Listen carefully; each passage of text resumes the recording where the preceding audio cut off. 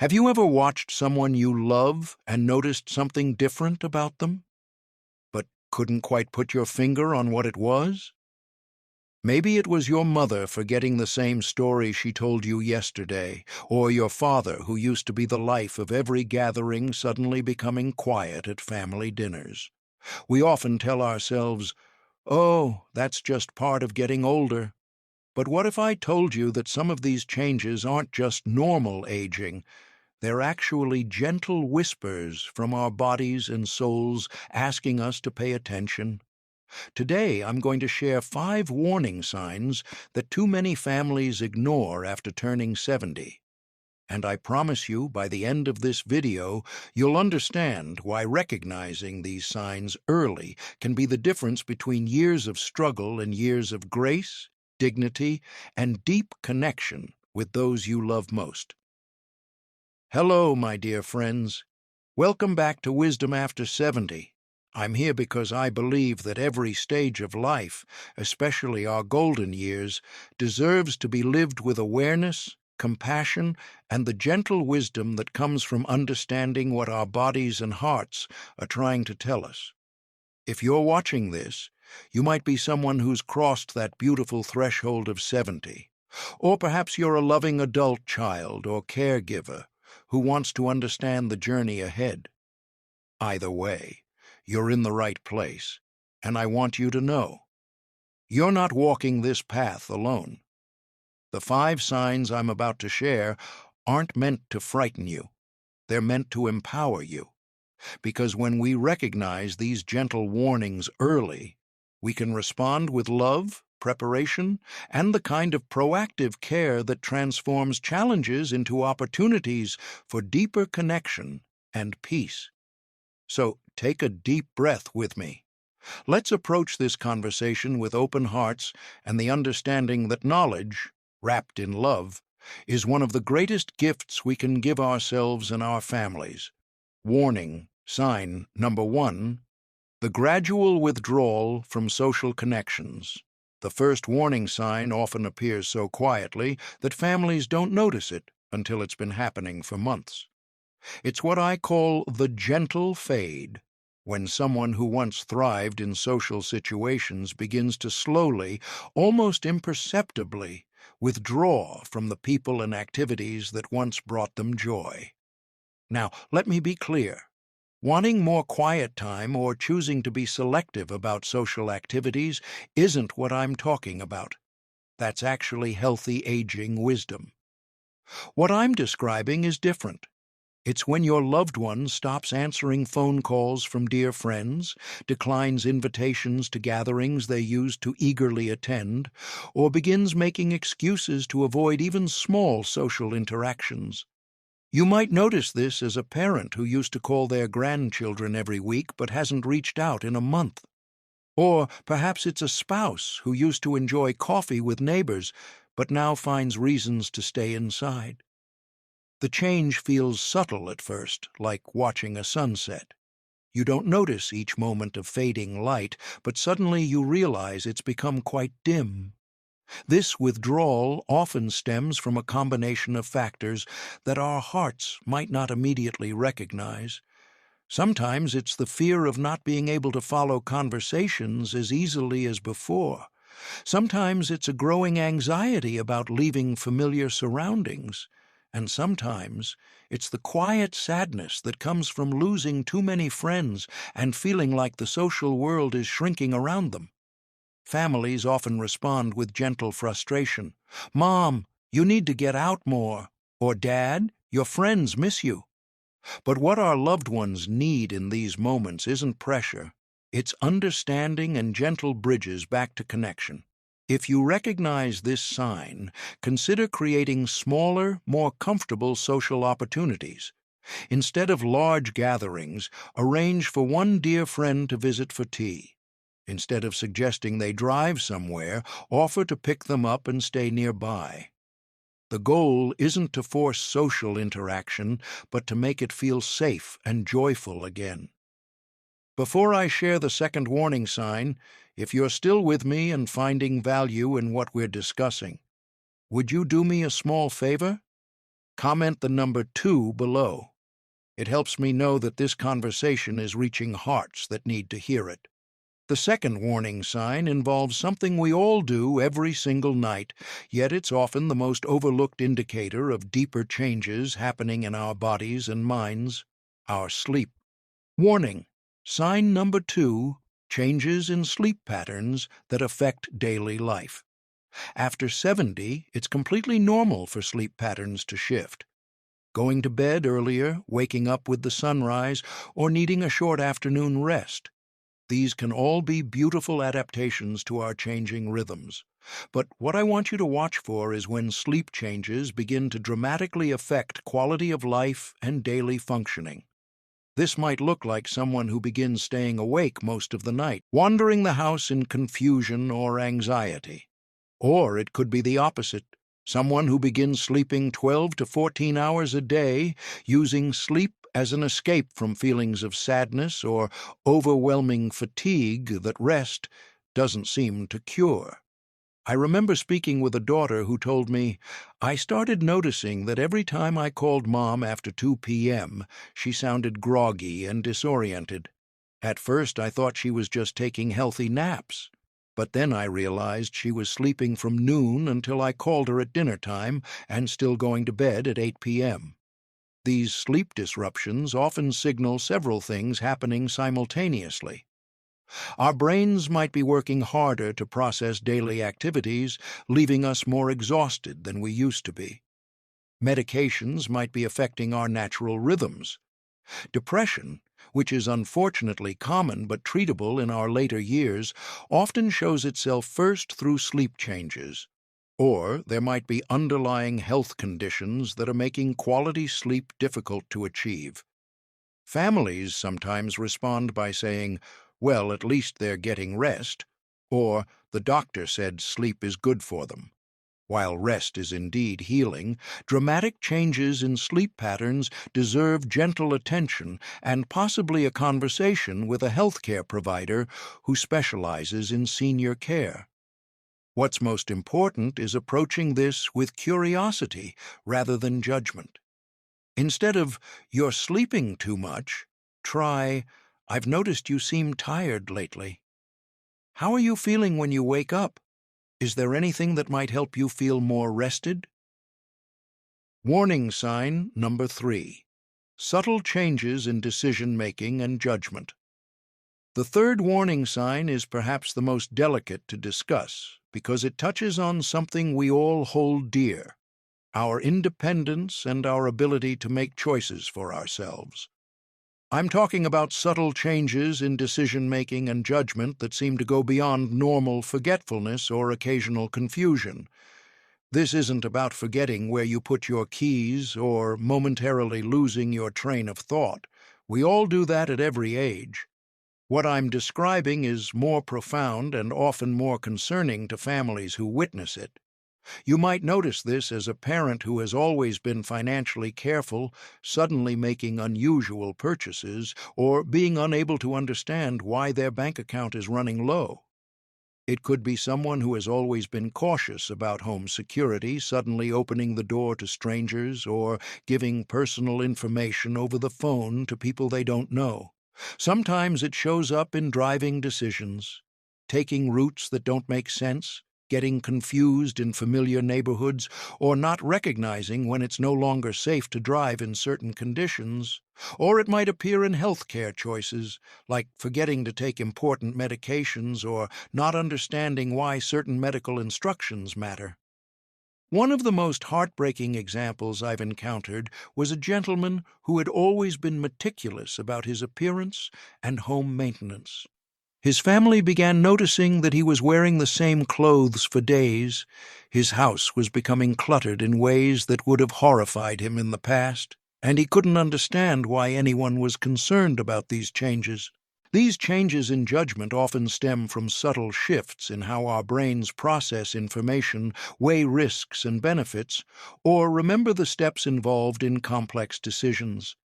Sometimes they're early signs of cognitive changes that can be managed and treated. Sometimes they're side effects of medications or medical conditions that can be adjusted. The crucial element here is timing and approach. Families often wait until there's a crisis, a financial mistake, a safety issue, or a medical emergency, before addressing these changes. But approaching these conversations early, with love and respect, can preserve dignity while ensuring safety. Instead of taking over decisions, consider offering to help think through choices together. Would you like me to sit with you while you review these financial papers? Or how about we ask the doctor to explain this medication routine together? The goal is support, not replacement of decision-making. Warning, sign number 4, increasing physical isolation and fear of leaving home. The fourth warning sign often breaks my heart when I see it, because it represents a gradual shrinking of someone's world at a time when connection and engagement matter more than ever. It's when someone begins to develop an increasing fear or reluctance to leave their home, even for activities they once enjoyed or needs they once managed independently. This goes beyond simply preferring to be at home. We all have seasons when home feels like our sanctuary. What I'm describing is when leaving home begins to feel overwhelming, anxiety-provoking, or even impossible, leading to a life that becomes smaller and smaller with each passing month. You might recognize this in a loved one who used to enjoy grocery shopping but now asks others to do it for them, not because of physical limitations, but because the store feels too crowded, too confusing, or too overwhelming. Or perhaps someone who used to drive confidently to church, the library, or social gatherings, but now finds reasons to stay home, often using weather, traffic, or minor aches and pains as explanations. Sometimes this manifests as what families call making excuses. It's too hot today. There's too much traffic. I'm just too tired. But what's really happening underneath is often a growing anxiety about managing activities that used to feel routine and comfortable. I spoke with a woman whose mother had always been independent and adventurous. She used to drive 3 towns over to visit her sister every week, she told me. Then it became every other week, then once a month, then she started asking me to drive her. Now she won't go at all, and she can't really explain why. She just says it feels like too much trouble. This increasing isolation often creates a cycle that becomes harder to break over time. The less someone ventures out, the more unfamiliar and intimidating the outside world begins to feel. Confidence decreases, anxiety increases, and what started as mild reluctance can become genuine fear. Sometimes this stems from physical changes that haven't been fully addressed, vision changes that make driving feel unsafe, balance issues that make walking in unfamiliar places feel precarious, or hearing changes that make social situations exhausting rather than enjoyable. Other times, it's related to cognitive changes that make processing new environments or managing multiple tasks feel overwhelming. And sometimes it's connected to depression or anxiety that makes everything feel more difficult than it used to be. The key is recognizing this pattern early and responding with both practical support and emotional understanding. Instead of pushing someone to get out more, consider what specific barriers might be making it feel difficult. Can vision or hearing be evaluated? Would having a companion make activities feel more manageable? Are there ways to modify favorite activities to make them feel more comfortable and accessible? And now we come to the 5th warning sign, and this is often the moment that families realize something significant is happening that needs gentle attention and care. It's when someone begins to lose interest in personal care and activities that once brought them deep joy and meaning. This is perhaps the most emotionally challenging sign to witness because it represents a shift in how someone sees themselves and their place in the world. It's watching someone you love slowly let go of the things that once defined them, brought them pride, or gave their days structure and purpose. You might notice this as a grandfather who once took meticulous care of his garden, now letting it become overgrown, not because he physically can't tend it, but because he seems to have lost the desire or energy to care about it. Or a grandmother who once dressed beautifully every day, styled her hair, and took pride in her appearance, now wearing the same clothes repeatedly and seeming indifferent to personal grooming. Sometimes it shows up in hobbies and interests that once brought great joy. The woman who quilted beautiful pieces for every new baby in the family suddenly abandons her sewing room. The man who read voraciously now has stacks of unread books and seems uninterested in stories that once captivated him. The person who cooked elaborate meals for family gatherings now seems overwhelmed by the thought of preparing even simple foods. What makes this warning sign particularly significant is that it often signals more than just changing interests. It can indicate depression, which is treatable and not an inevitable part of aging. It might suggest that physical discomfort or limitations are making favorite activities difficult, but the person hasn't found ways to adapt.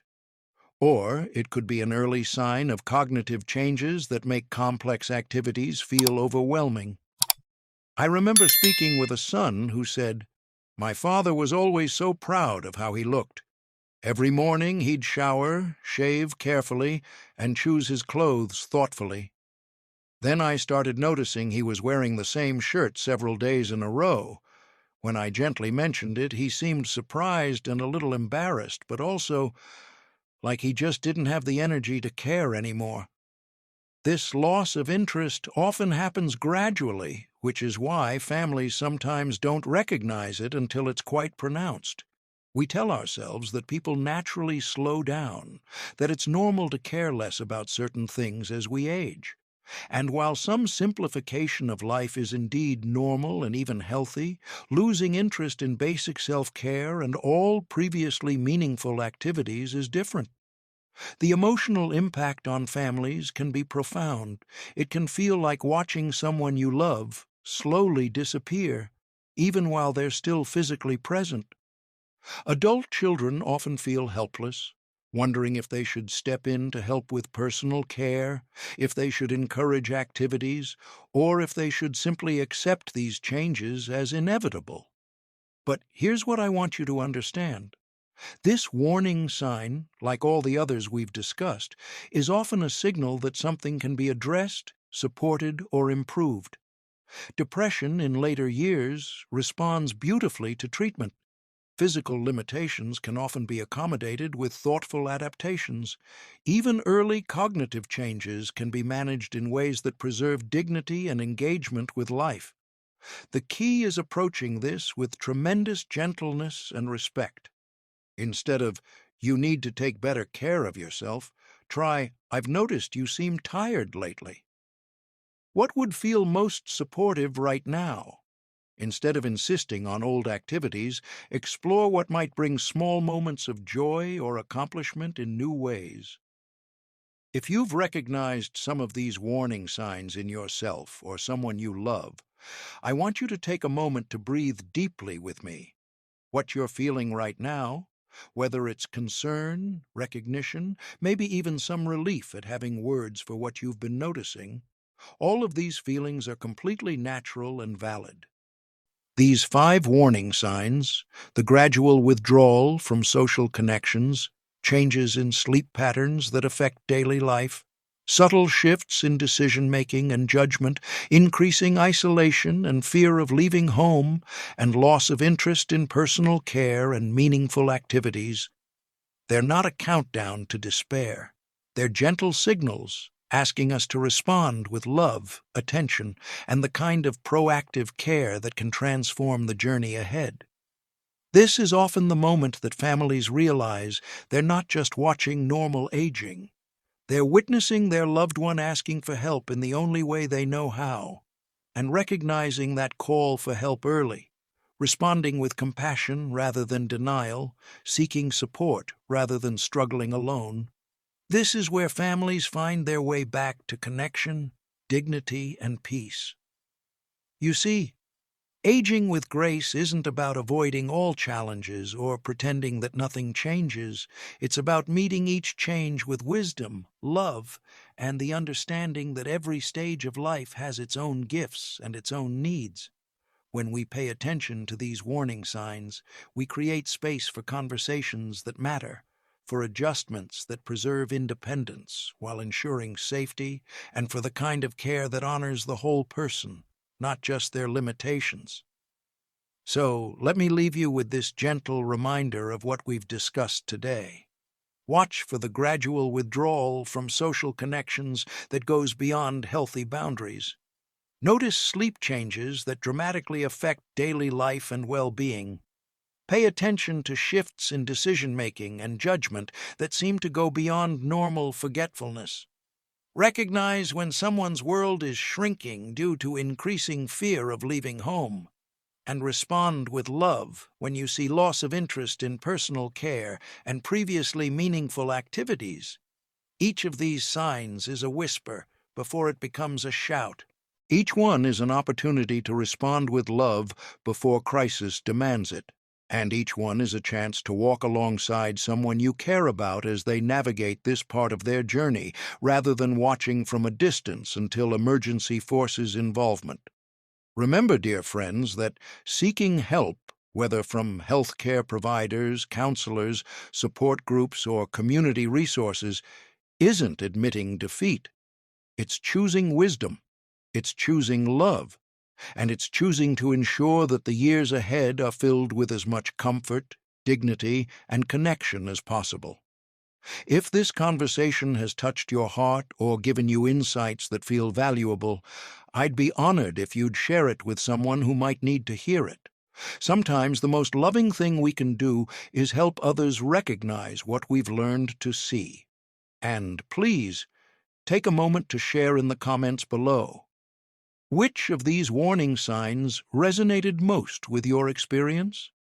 Your words might be exactly what another person needs to hear to feel less alone in their journey.